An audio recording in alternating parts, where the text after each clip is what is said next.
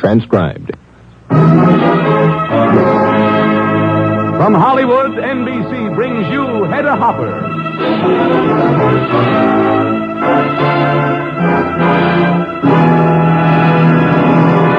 Hedda Hopper, who daily reports to 30 million readers in America and 8 foreign countries, now reports to you on the air.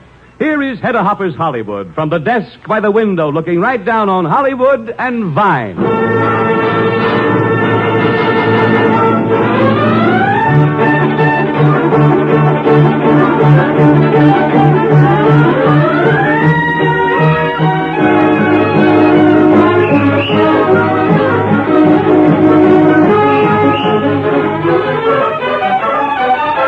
And here she is, Hedda Hopper.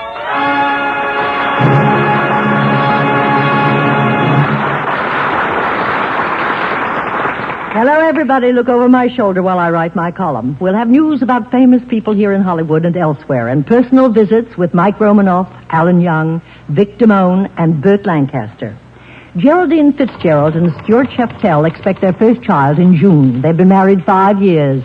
Sheftel flies to Hollywood Tuesday. He'll be Marion Davies' houseguest. Mark Hellinger's widow tells me that Jay Bishop is writing her husband's biography. Jay, a former war correspondent, started as Mark's office boy. Arlene Judge's son, Wesley Ruggles Jr., celebrates his 18th birthday today. He'll join the Naval Air Force. Arlene Dahl has puzzled the town as well as Lex Barker. We're wondering if that marriage will go through. Arlene bought a packet of new clothes, supposedly, for her honeymoon, but she's wearing them on a personal appearance tour. She told me long ago she wouldn't rush into matrimony. She said, I'd rather be sure than sorry. Howard Duff has gone with Ava Gardner, Marta Torren, Ida Lupino, to name a few. And I asked him how he got such beautiful girls, and he replied, I don't know, I'm just lucky, I guess. I asked him why he never got married. I don't know, I'm just lucky, I guess. Try to write an item about a comedian. I wanted to write a very nice one about Alan Young, who's been signed to star for Paramount. His first 2 pictures being Aaron Slick from Punkin Creek and Clarence. Well, I've been mentioning your column before, Hedda. You mentioned me 2 years ago. I kept the column. You have, Alan? Oh, that's nice. But what I wanted... Yeah, I got it right here, Hedda. You're writing about a big Hollywood party, and you sort of mentioned me in it. Let's see, it's Clark Gable, Barbara Stanwyck. I'm further down near the bottom here, I guess. Jimmy Stewart. Oh, here we are. It says, what young comedian was seen at what nightclub with which actress on what night? That's me. I'm the second watch from the witch. Anyway, about this item, your stardom is the culmination of a number of honors. Recently, you won not 1, but 2 honors from the Television Academy of Arts and Sciences. For somebody in show business, that's quite... Show business? Oh, you know, Hedda, I wasn't raised in show business. See, back home, I worked in a pickle factory.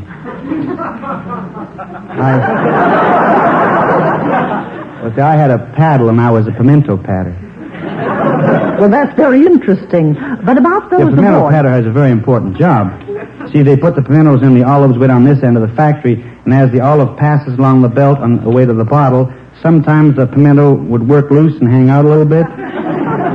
So as it went past me, I'd reach out with my paddle, and I'd pat the pimento back in again. Well, bully for you, Alan. But not to be stubborn, I want to go back to your winning 2 TV awards. One for having the best variety show, and the other for being TV's best actor of the year. Now, as I understand, when you were on the radio... That's what I was going to say about radio. What? Well, I had some very interesting things to say about sponsors. See, I was sponsored by Tums. Tums for the tummy. Yes, Then I had Drano.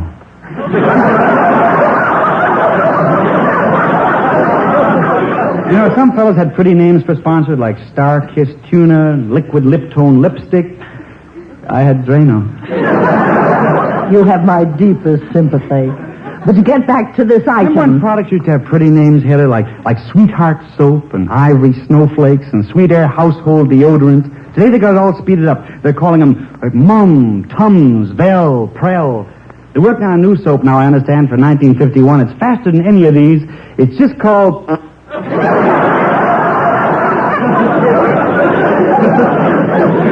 They follow with a hand lotion called... Now, you ladies, from now on, when you want to do your dishes, just... Get finished.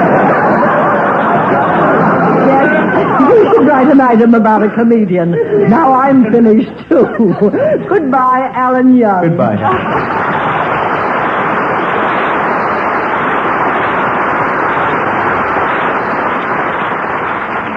When Hedda Lamar said she was retiring from the screen, she was already set for a picture. The story must have been a come-on for another one. I wonder if Hedda's pulling a Sarah Bernhardt stunt. The divine Sarah kept making farewell appearances for 25 years. Governor Don Thornton of Colorado will preside over the premiere of Metro-Goldwyn-Mayer's Vengeance Valley, which stars Burt Lancaster and Bob Walker in Canyon City, Colorado. And incidentally, Burt and his partner, Harold Hecht, are looking for the 3 sexiest girls in the world for their picture about the Foreign Legion. Remember the old saying, them that has gets? Well, that applies to our designer, Adrian. He owns a ranch in the valley, and I'll be darned if he hasn't struck oil on it. The other day, I was driving down the Sunset Strip when I noticed a crowd of autograph seekers clustered around the Macombo. It was early afternoon, so of course my curiosity was aroused. When I entered, I saw the reason for all the excitement. MGM was shooting the last scenes of its new picture, The Strip, and the handsome young man on whom the cameras were focused was Vic Damone. Flame your kiss, as sweet as a kiss can be.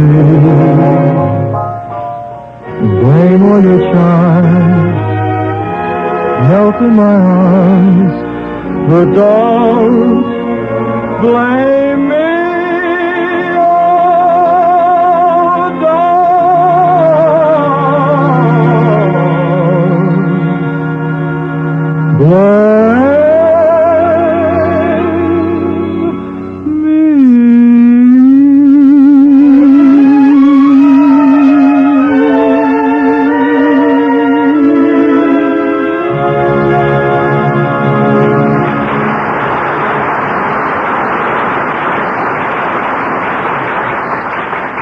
This is a big week for you, isn't it, Vic? Your first 2 pictures both finished this week. That's right, Miss Hopper. This one and Rich, Young, and Pretty. So are you.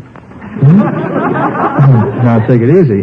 What's the matter, Vic? Don't you like to be called young? I don't like to be called Rich. Oh, but you will be rich if you keep turning out those best-selling records. My teenage friends tell me your newest, called If, is really something.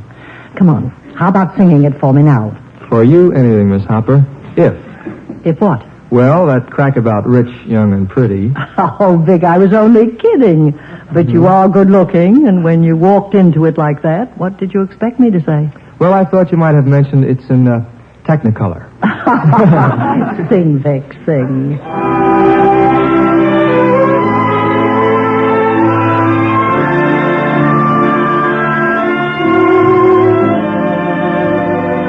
If they made me a king, I'd be but a slave to you. If I had everything, I'd still be a slave to you. If I rule the night, stars and moons so bright, till I turn for life to you. If the world to me bowed, yet humbly I'd plead to you. If my friends were a crowd, I'd turn in my knee to you. If I ruled the earth, what would life be worth? If I had the right to you, they made me a king, I'd be but a slave to you. If I had everything, I'd still be a slave to you. If I ruled the night, stars and moons so bright, till I turn for life to you. And if the world to me bowed, yet humbly I plead to you. friends were crowded, I'd turn in my knee to you. If I were the earth, what would life be worth? If I had the right to you. If I had the right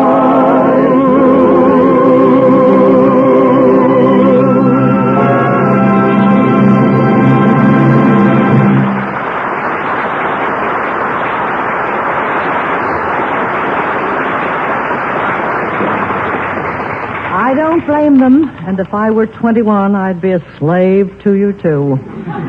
Vic Damone at 22. He's quite a boy.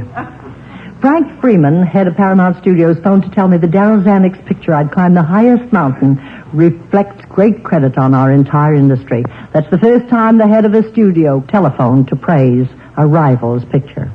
Paulette Goddard isn't going to see her boyfriend, Cy Howard, for a month. He's taken a house in Palm Springs and locked himself in with his secretary to write an original story. You know, last time he did this, he came out with That's My Boy for Martin and Lewis. Carmen Miranda, who's introduced many new fashions, is now coming out in spangled slacks. I can understand how Harold Lloyd could ride a pair of shell-rimmed glasses into $1 million, how Hattie Carnegie snipped her way into fame with a pair of shears, but right here in Hollywood, an old friend of mine has squeezed the most amazing, screaming success out of an eagle with a pair of heads. And he's always remained an enigma. I mean, Prince Mike Romanoff. You call me an enigma, Hedda? Oh, no. It's just that my father always told me to give people what they demand. And you know perfectly well what I mean, this double-headed eagle business, the imperial crest. There's some doubt, you know, about your father being the Tsar's brother, cousin, or even his bookie. It is a wise child who knows what he wants his father to be. But if there is, let's say, some shadow over your princely title, how can you go on and keep up the pretense? I give the people what they demand. You know, the first time I saw those eagles was on the door in the Writers' Building of the 20th Century Fox studio. A crown instead of your name like everybody else. Now it's on everything you own. I'd rather be an eagle than a pigeon. Oh, that's something you'll never be, Mike. You have the swankiest restaurant in Beverly Hills. You serve excellent food. But how do you get away with some of those other things? Putting up a velvet rope and not letting people in, even if you have empty tables. And now you're going to move and make the restaurant even smaller, more exclusive, harder to get into. I give the people what they demand. You act every inch a prince. You kiss the ladies' hands. I give the ladies what they demand. Yes, you take sophisticated people in one of the most sophisticated cities in the world and by sheer audacity make them accept you as a prince. How come? The only one who's truly concerned with the difference between real and false is a dentist. Isn't that so, Hedda? What? Besides, as my father told me... I know. Give people what they demand. But, my dear Hedda, let me ask you a question. Why is it you invite me to be your guest and expect me to answer all these personal questions? My dear Mike, I also have to give my audience what they demand.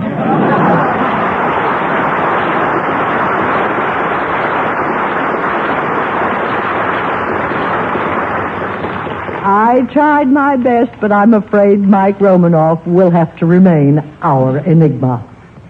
Who was it said monkeys are the craziest people? Well, Ronnie Reagan, after playing with a chimp in Bedtime for Bonza, says it ain't true. Chimps are the craziest people. You'll be seeing June Allison and Dick Powell when he comes to your town for his picture Cry Danger. June says she's only going for the ride, but I'll bet you my new hat that when Dick takes a bow, she'll be right up there on the stage with him. The Hollywood Canteen opens here soon, but only on weekends. There aren't enough servicemen here yet to make it a full-time job.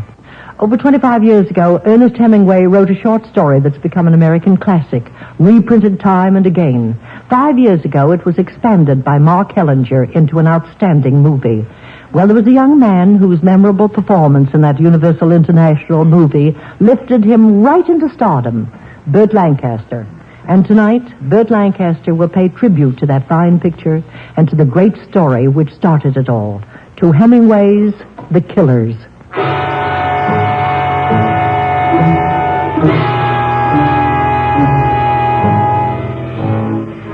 I can tell that story as Ole Anderson, the Swede, part I played in the movie. The Swede. Lying in a cheap furnished room. A kid named Nick Adams had just been there. He just left. But he just told me everything.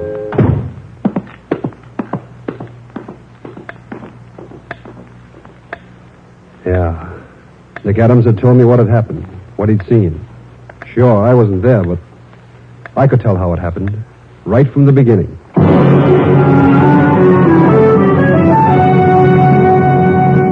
From the beginning, when the door of George's lunch counter opened, and two men came in. They sat down at the counter. What's yours, gents? I don't know. What do you want to eat, Al? I don't know. I don't know what I want to eat. Outside, it was getting dark then. The street light came on outside the window. The two men at the counter read the menu.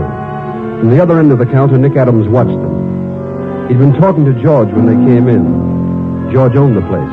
I'll have the roast pork tenderloin with the applesauce and the mashed potato. It isn't ready yet. What are you putting on the card for? That's the dinner. You can get that at 6 o'clock. It's only 5 o'clock. Clock says 20 minutes past 5. It's 20 minutes fast. Give me the chicken croquettes with the green peas, cream sauce, and mashed potatoes. That's the dinner. Everything we want's the dinner? Is that the way you work it? Oh, I can give you ham and eggs, bacon and eggs. I'll liver. take ham and eggs. The man called Al ordered ham and eggs. Give me bacon and eggs. The other man's name was Max.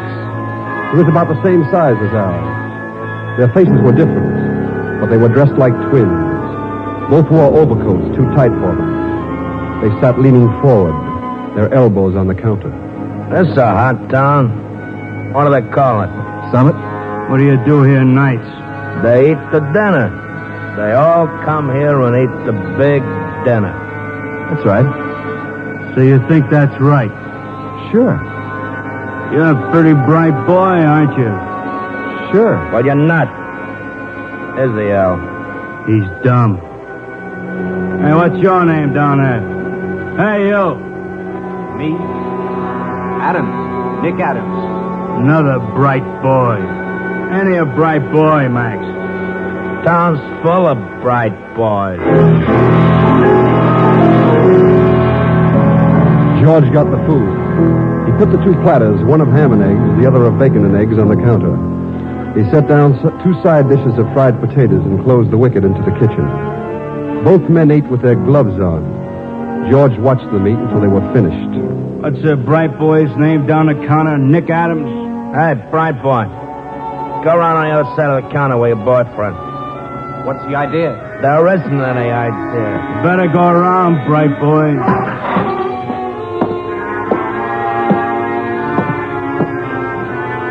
What's the idea? None of your business. Who's out in the kitchen? The cook? What do you mean, the cook? Listen, where do you think you are? We know where we are. Do we look silly? Now tell the cook to come out here. Sam? Come in here a minute. Sam the cook stood in his apron, looking at the two men sitting at the counter. Al got down from his stool. I'm going back to the kitchen with the cook and bright boy, Nick Adams. Go on back to the kitchen, cook. You go with him, bright boy. The little man walked after Nick and Sam back into the kitchen. The door shut after them. The man called Max sat at the counter opposite George. He didn't look at George, but he looked in the mirror that ran along the back of the counter. George's place had been made over from a saloon into a lunch counter. Well, George, why don't you say something? What's it all about? Hey, Al. Bright boy wants to know what it's all about. Why don't you tell him? What do you think it's all about? I don't know. What do you think? Oh, I wouldn't say. Hey, Al. Bright boy says he wouldn't say what he thinks it's all about. I can hear you all right. Listen, bright boy. Stand a little farther along the bar. You move a little to the left, Max. Al was in the kitchen, but he'd propped open the slit, the one they used to pass dishes through into the kitchen with a ketchup bottle. He was like a photographer, arranging for a group picture. I tell you what's gonna happen, George. We're gonna kill a Swede. You know a big Swede named Ole Anderson? Yeah? He comes here to eat every night, don't he? Sometimes he comes here. Comes here at 6 o'clock, don't he? What are you going to kill Ole Anderson for? What did he ever do to you? He never had a chance to do anything to us. He never even seen us. And he's only gonna see us once. What are you going to kill him for, then? We're killing him for a friend. Just to oblige a friend, Bright Boy. Shut up, Max. You talk too much. I gotta keep Bright Boy amused, don't I? Bright Boy? You talk too much. Cook and my Bright Boy are amused by themselves. I got them tied up like lovebirds on a block. Shut up. Listen, George. If anybody comes in here, Hello, George. Hello. Can I get supper? Sam's gone out. He'll be back in about half an hour. Oh. I better go up the street.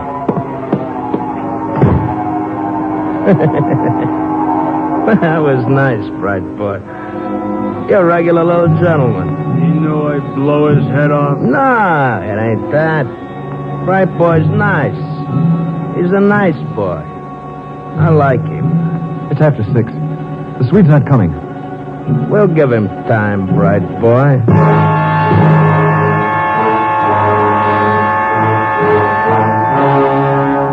Anderson isn't going to come. Look at the clock. We'll give him 5 minutes. But in 5 minutes, it was another man came in. George explained that the cook was sick. The man went out. All right, George. You win. Come on now. What about the 2 Bright Boys and the cook? They're all right. We're through with it. I don't like it. It's sloppy. You talk too much. Who cares? Gotta keep 'em amused, ain't we? Talk too much all the same. So long, Bright Boy. Got a lot of luck. Yeah. You ought to play the races, Bright Boy. George watched them through the window, pass under the arc light and cross the street. In their tight overcoats and derby hats, they must have looked like a vaudeville team. George went back to the swinging door into the kitchen and untied Nick Adams and the cook. I'll have you out of this in a minute now, Nick. Hey, what the heck? They were going to kill Ole Anderson. They were going to shoot him when he came in to eat. The Swede? Sure. I don't like it. I don't like any of it at all. Oh, listen, I'd better go see him. All right, but don't go if you don't want to. Mixing up in this isn't going to get you anywhere. No, I'd better go see him. Where's he live? Hirsch's rooming house. Yeah.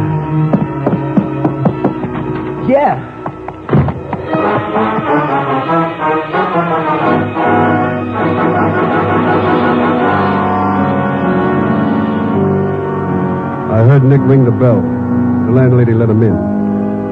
He came up the stairs into my room. Me, the Swede, just lying there on my bed with my clothes on. I was a heavyweight prize fighter once. The bed's too short. I just lay there with my head on 2 pillows. Kid told me what happened back at George's. All of it. But the 2 fellas came in and tied up me and the cook, and they said they were going to kill you. They put us out in the kitchen. They were going to shoot you when you came into supper. George thought I'd better come and tell you about it. There isn't anything I can do about it.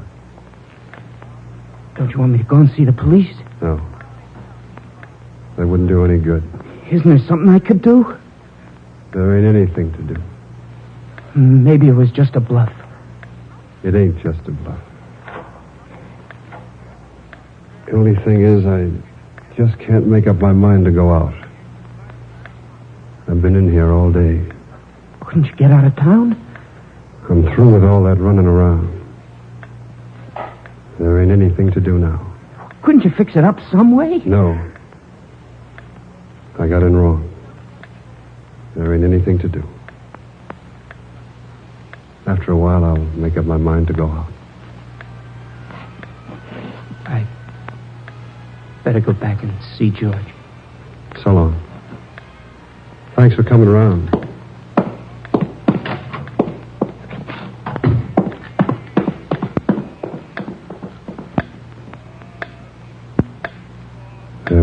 anything to do. But you saw him, didn't you? He's in his room. He won't go out. Did you tell him about it? Sure, I told him, but he knows what it's all about. They'll find him. They'll kill him. It's an awful thing. Wonder what he did. Double-cross somebody. That's what they kill him for. I'm gonna get out of this town. Yeah. That's a good thing to do. Can't stand to think about him. Waiting in that room, knowing he's gonna get it. It's too awful. There ain't anything to do.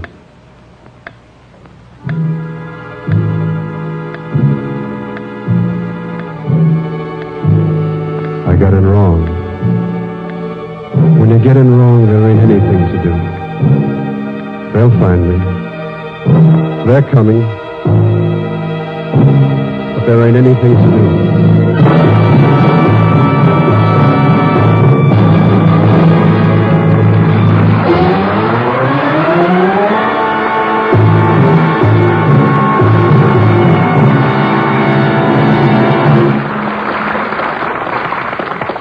Sometimes the day's events leave me feeling as trapped and bewildered as Ole Anderson. My understanding of international affairs didn't improve any last week. The United Nations branding of communist China as the aggressor in the Korean War left me more puzzled than ever. I couldn't help but wonder why this family of nations waited 7 months and 40,000 casualties, mostly American boys, before acting. The war in Korea started in June 1950. The United Nations sanctioned use of troops under its banner the moment the North Koreans struck. Everyone, apparently, except the UN, knew the Chinese Reds were back of the North Koreans. If there was any doubt, it was dissipated last December when these Reds swooped down and nearly drove our troops into the sea. Still, the UN debated 2 months before tagging the Reds aggressors.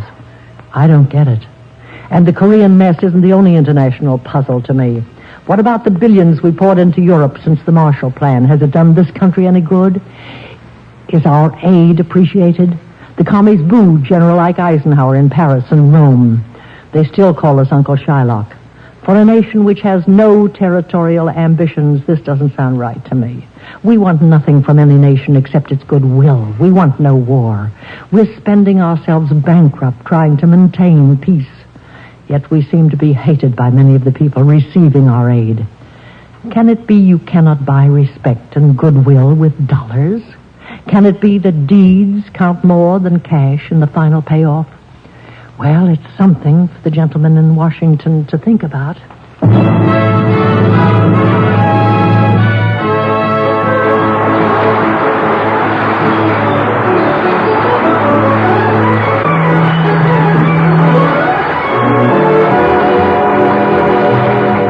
NBC will again bring you Hedda Hopper with news of the stars and the stars that make news. We will visit with the charming Western star Carolina Cotton, another exciting guest in Hollywood, Sharman Douglas. And for a dramatic moment, our star will be Douglas Fairbanks, Jr. Good night, everybody.